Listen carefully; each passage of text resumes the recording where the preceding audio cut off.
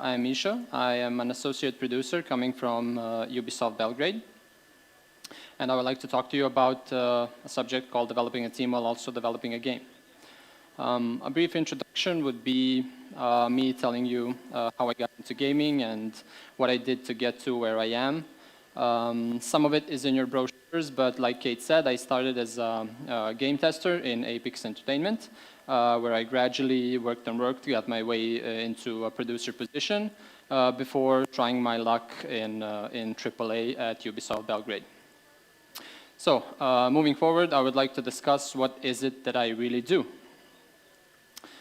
First of all, I'm a developer in both fields of gaming and in the field of people. I'm a vision keeper, and having a vision when developing a team is really, really important, and I will try to stress this as much as possible further in the presentation. I'm also the driver of the team. I am the guy who needs to ensure that the team delivers on time, at quality, and on budget. Of course, with this position, there are a lot of other responsibilities that you need to take care of. And it's basically crunching numbers and calculating budgets and doing estimates and milestone dates and stuff like that. And of course, communicating with everyone all the time.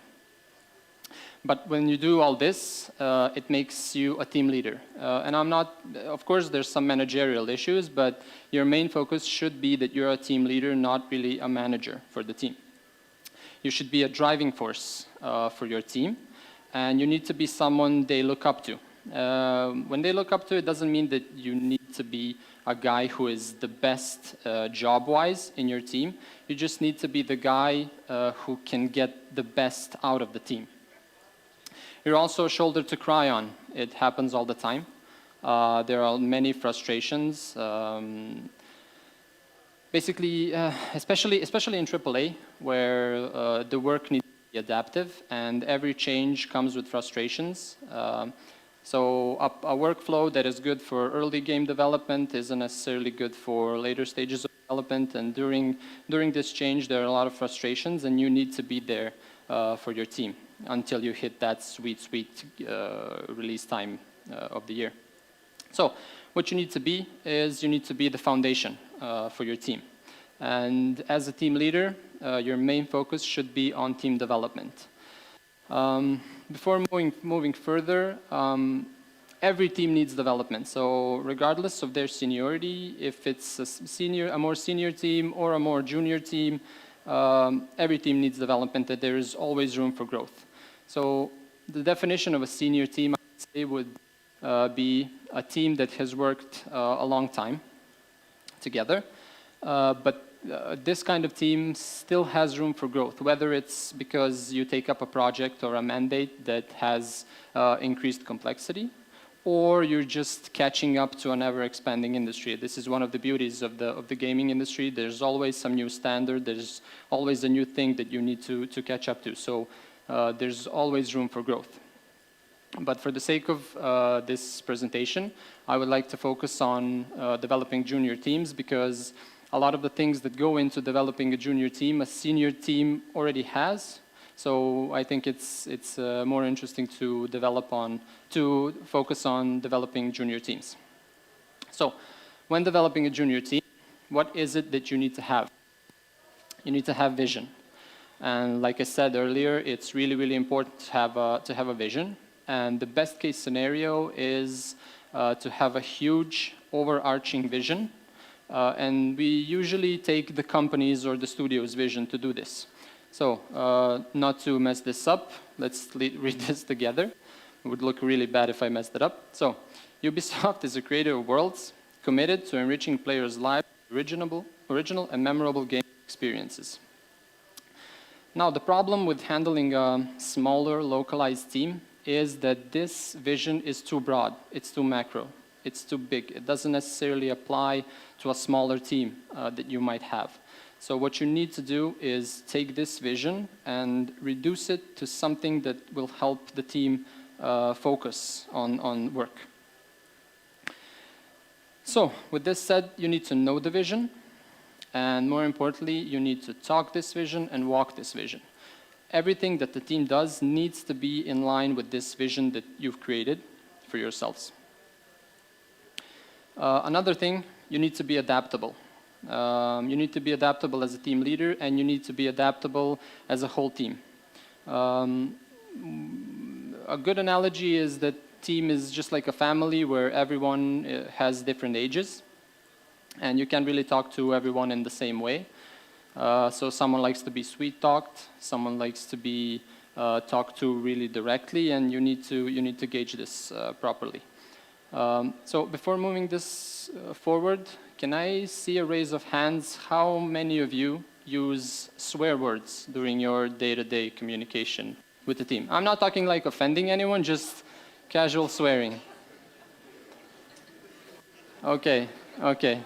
So it's not really a taboo. I thought it was a taboo. I kind of thought that this was only a cultural phenomenon in Serbia, where when you use swear words, it actually makes you sound more honest, and you are perceived honest because the communication is on a lower level, so you can easily communicate. But I guess it works everywhere, which is really good. Of course, if it doesn't offend anyone and if the situation doesn't require you to be formal, of course. So I did this to make an intro to adapting your communication and approach. And what's also important is to be flexible. Flexibility is actually a different way of saying not to be hard-headed. Earlier in my career, especially, actually while I was in Apex Entertainment, when I was a junior producer, what I tend to do is be really, really hard-headed and listen to my mentor. And what he would usually do, first we would fight over something, some idea, some new game mechanic that, of course, he as a senior knew it wasn't that good, but I thought it was. And after many discussions, he just let me, like, just do what you want to do. And then I did it, and of course it failed. So we kind of had to revert to the initial idea. So basically, what flexibility means is that we all need to learn to accept proposals and accept solutions from other people and not think that our solution is the best one. Another important thing is drive. It's no secret that driven people will do pretty much anything to succeed. So, for instance, there's this guy who worked in Konami, actually. And in his early days in Konami, he had multiple fails. He was rejected all over the board by the higher-ups, and basically it was only his drive and the love for video gaming and the gaming industry that pushed him forward. Of course, you know who I'm talking about. I'm talking about Kojima. There's no secret there. And actually, it was his drive that made him to be an icon that he is today, and more importantly, he's an outstanding leader to his now new team. So, what to do to achieve or entice this drive in the team? We need to facilitate growth. Like I said when I talked about developing senior team, there's always room for growth. It doesn't matter the seniority of the team. No one knows everything. So, another example, I had a guy join my team, and he worked in our workflow, in our pipeline for 2 weeks. He approached me and told me that he wants to make a script. So it was something about adjusting pivots, which we done manually, I don't know why, and he came to me like, I want to do this script, so with one push of a button, all pivots get adjusted. And what I told him, either though I applaud his commitment, what I told him is maybe you want to spend another 2 or 3 weeks in the pipeline just to get your knowledge of the pipeline itself bigger, so that your script maybe might do even more things than just adjusting the pivots. But he was really pushy, and he was like, yeah, I'm going to make it modular, it's going to work, it's just a small script. And then I said, okay, do it. And the script worked phenomenally. The guys in the team use it daily. But after 3 weeks, of course, he approached me and told me that he kind of needs to rewrite some of the script just to include some other features. So this is a good example of how growth is not always visible to an individual. We need to establish feedback. Of course, it's important. The feedback needs to be two-way. It needs to be direct. It needs to be honest. So if a member of your family, mom, dad, sister, brother, if they cook a meal and the meal is too salty, although they'll probably get mad if you tell them that it's too salty, but you need to tell them so that the next time meal isn't as salty, so everyone benefits from feedback. Another good point is visibility. So making your team efforts visible. Actually, this is one of the problems that I tend to have, is giving visibility to the team's work. So it happens to all of us. You just get lost in day-to-day problems and day-to-day work tasks where you just forget to give visibility. And I actually had members from other teams and from other leads came to me and told me that actually they have no idea what the team is doing. And then I realized that I forgot, and I realized how important it is. But once you give this visibility of your team's work, you actually get either praise or critique from the outside. It helps the team itself. So when you have all these, what you get is the most crucial thing in team development, and that is motivation. It's no surprise what motivation does. We all know it. It helps everyone. It helps the team. It helps the leader. It helps even other teams. It helps the least motivated guy. It helps the least and the most motivated guy in the team. What you get is a team of pushers and a team of contributors. Your efficiency increases, it skyrockets, and your commitment to either the team or the project or the mandate you have can and should skyrocket to feed this new hunger that motivation gives us. What you get is you get performers. A team that wants to develop the game and wants to be the best it can be with minimal effort, with minimal input from the team leader itself. If a team is performing, the team leader can just step back and everything works out. Also, when you get to this scenario, the team also get bragging rights, and bragging rights are also really important. I didn't put it as a bullet point because not everyone likes bragging, but bragging is really good if a studio has multiple teams, because then you get competitiveness between the teams, and it's a really useful tool when other people can point a finger and tell how successful someone is, and they want to be successful as they are. Finally, I wanted to finish with a quote from a good colleague of mine who has a really good way with words, better than me anyway. So what he says, that a team member's performance is a mirror image of a team's performance. And if we want to break this a bit, it actually says that no matter the seniority, whether you're a junior or an intermediate, a senior, or maybe even expert in your field, as everyone is performing, the team in the end is performing.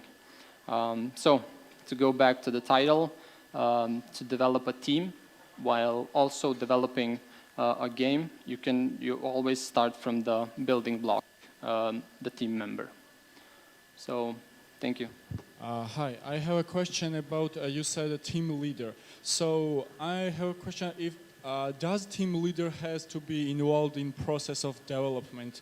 You mentioned that he should be kind of above and look on the situation to identify all the problems that are in team to fix, to make fixes, to make team more efficient, yes? Yes. So team leader should not be involved in process of development. Not usually. Of course, it's good to have knowledge of the process because it helps you understand what the whole team is going through. But a team leader doesn't necessarily need to be the best job-wise. He just needs to recognize the potential of each and every team member and just make sure that the right push is made there to develop the team member. Hi, thanks a lot. I have a question about challenges of managing offshore teams. So, for instance, I'm not sure if you personally have experience with that, but maybe some tips on how to keep the team who's working miles away motivated while you're not able to have daily contact with them? Thanks. So currently, I don't manage offshore teams, but I have in the past managed some teams. So basically, communication is the best tool you have. And like I said, visibility, because you're not really there to see their frustrations and to see, and maybe you're not their leader per se on location. If there is a more senior member in the team, he could be, let's say, an acting lead in that role, but communication and visibility is the best thing you can do. So if you communicate by emails, you need to do it as often as you can, and visibility, depending if you can make some sort of a newsletter or something where you will highlight their work and send it to either the lead site or to your studio, local studio, just to see the efforts they do. It will help also your local team to see the potential that the offshore team has, so everyone feels good, Thank you for your talk. So in terms of visibility, what do you do when you have a team that doesn't perform that well, when you have, say, a critical fail in the midst of your teams? How do you manage visibility around that, and how do you correlate that with team morale? So depends if the visibility is in the form of a weekly newsletter or if it's a longer milestone where you don't get to give visibility that often. So maybe before giving that visibility, you actually work on the team to get them there. But if it's a weekly thing, it doesn't matter. If there's 10 things you need to do, you failed 9, you did 1, highlight the 1. Because it's going to help. Because if you have 9 things and you failed 9 and you did 1 correctly, let's use that example. If you don't highlight anything, then the one guy who did the one thing right is going to be included in a bad image overall. So use every good result and showcase it. Just ignore the fails. Let nobody see the fails, just so the good stuff, and then the whole team will go up eventually. Could you give us some advice how to improve team climate? Okay. Especially, for instance, if you fail new game after a failure, how Yes, to yes. lift the spirits and the climate in the team. Basically, you just need to be honest. The team needs to know they failed, and we all need to know why we failed. So if we know why we failed, this is also a lesson to be extracted for both you as the team leader, for both the whole team. So even if it's a fail, even if the climate sucks, you just talk about your failures and how to improve it next time, because that's basically all you can do. Thank you. It was pretty interesting and helpful, I'm sure. Thank you.